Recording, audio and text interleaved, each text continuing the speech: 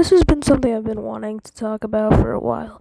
I love Superstar Saga. I think it's my favorite game in the series, and I love this game. It's not the best one in the series, but I love the bosses in this game, and it's really hard to rank these because I love this game so much. This will include the mini bosses, so they're probably gonna be last. If I'm including all the bosses, this one's easily gonna be last. You don't even fight it with Mario, it's only Luigi.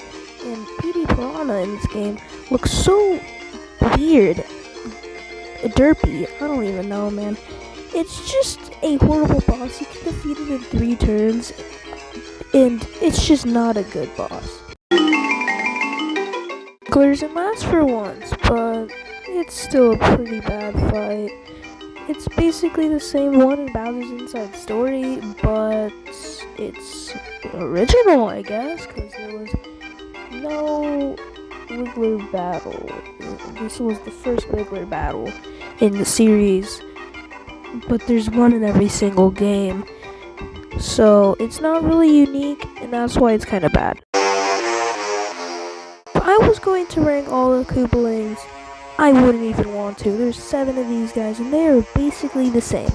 Some have those time bombs, but even combining them together, they are still so bad. Like, I don't even know.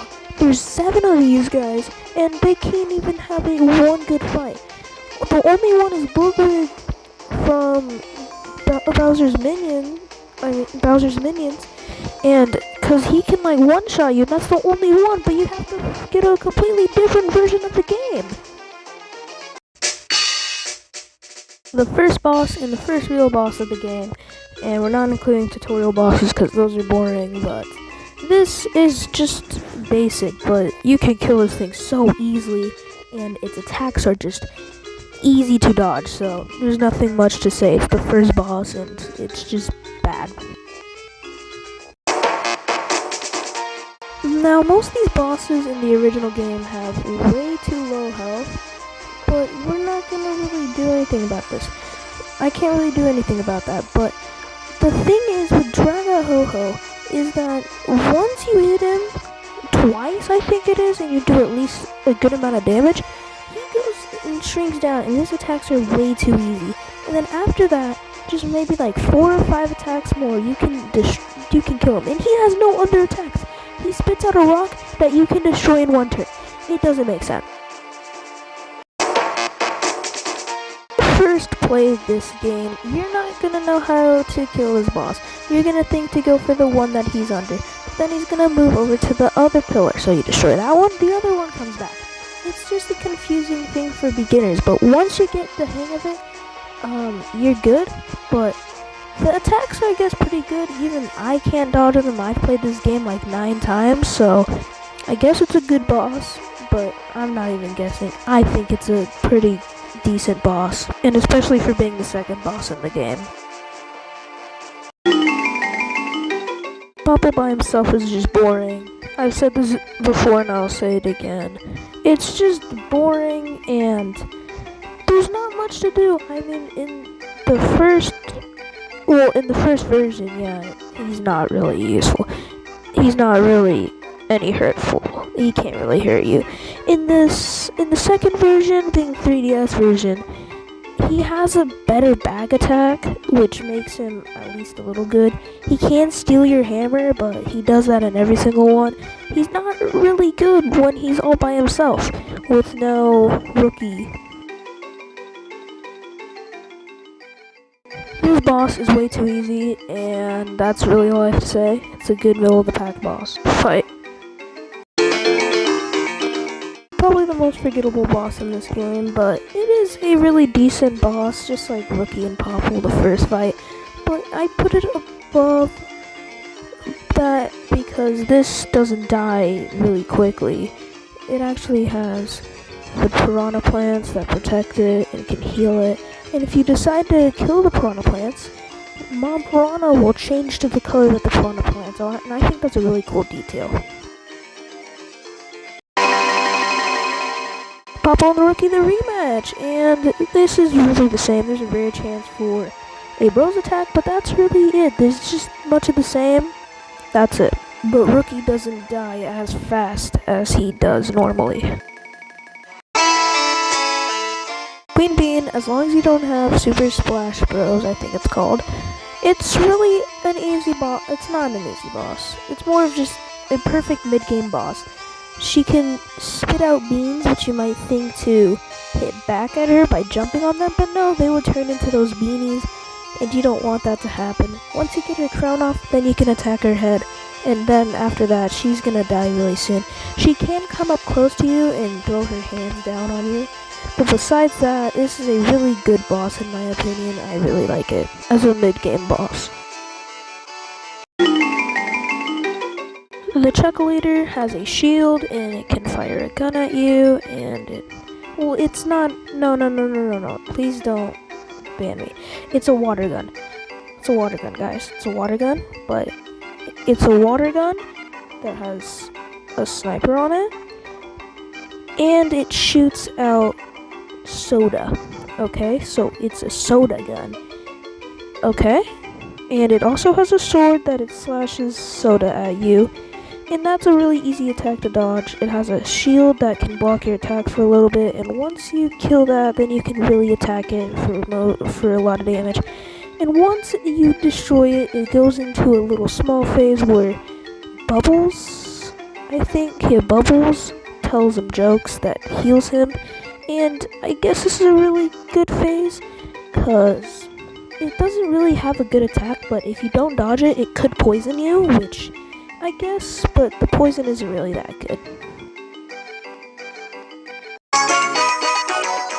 Hermie the Third is Queen Bean done right, and the reason of that is because it can go into its shell once its hands are destroyed. Do you want to destroy those hands? Because those hands are kind of annoying. And it's not that good of a boss, but it can really do some damage sometimes. And that's why you want to destroy those hands. And it has solid health, but it's just Queen Bean done right. It's also weak to electricity. Trunkle is a lump of rocks, and there's really no point of fighting this guy. He's not really that good, but he is a good boss. I mean, he splits into those four, and you have to memorize that. It's basically because I play the 3DS version a little bit too much, but in the original one, and the singing thing on screen, it's pretty easy to kill him, but the 3DS remake, which I think is superior, it's a little bit harder, especially since it covers its little weakness point after it gets hit there. Accoletta is the main boss in this game, or the main antagonist in this game, but you fight this boss halfway through the game, and it's acts like nothing just happened. You think nothing just happened. Like, the game acts like nothing just happened. Like, you just killed the boss, the main boss, and you think the game is over at this point. No, it's not. It's not for some reason. You gotta capture the bean star after it explodes.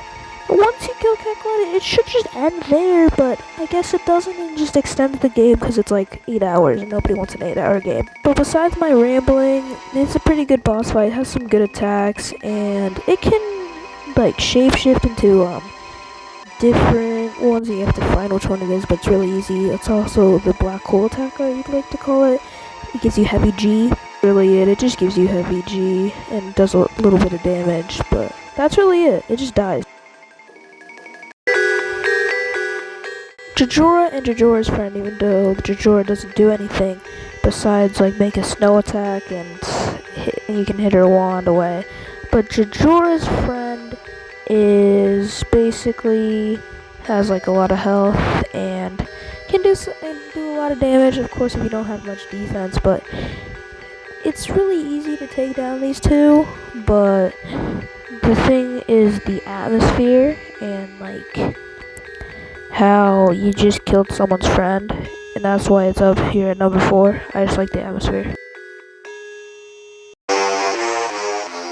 Fawful, or I think it's just Fawful in his little Fawful head thing, I don't even know. But yeah, it's a good thing. I really like you having to attack it a lot just so you can get it to do the spinning ball thing, just so it can become overheated and you can destroy Fawful just like that. It's a really short boss when you think of it, but in game it feels really long just because of how many times you have to actually attack it, unless you're over leveled or just overpowered. Probably my biasty, but I really like Popple's fights, even though they're not the best always, but this one's probably the best one. Late into the game, and Birdo is really just a cool character, being Popple's rookie in this battle, and that just makes it better because they actually do attacks, and there's a higher chance for a bros attack kind of situation. And there's also this one attack when, what I mean by that is like, Birdo puts Popple into an egg, and then you have to like find which one Popple's in.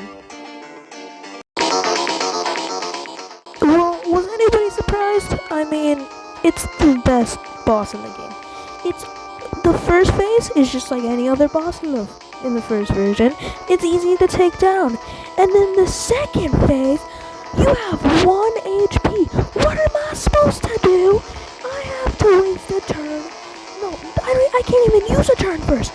What am I supposed to do? I'm supposed to survive? And then next thing I know, once I heal up, he gets another turn.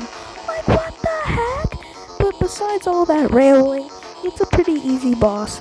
So, not really easy, but at least it's easier in the 3DS version. But on the Game Boy Advance, it's basically just a really great fight. And this is why it's number 1 on the list. Welcome to the end of the video. Did you agree with my list? It's my opinion, and it's not really anybody else's. And I love this game so much. There's videos every Wednesday. Like and subscribe. Subscribing is free. You can always unsubscribe later. And this is Bowser's Bean signing off. Bye.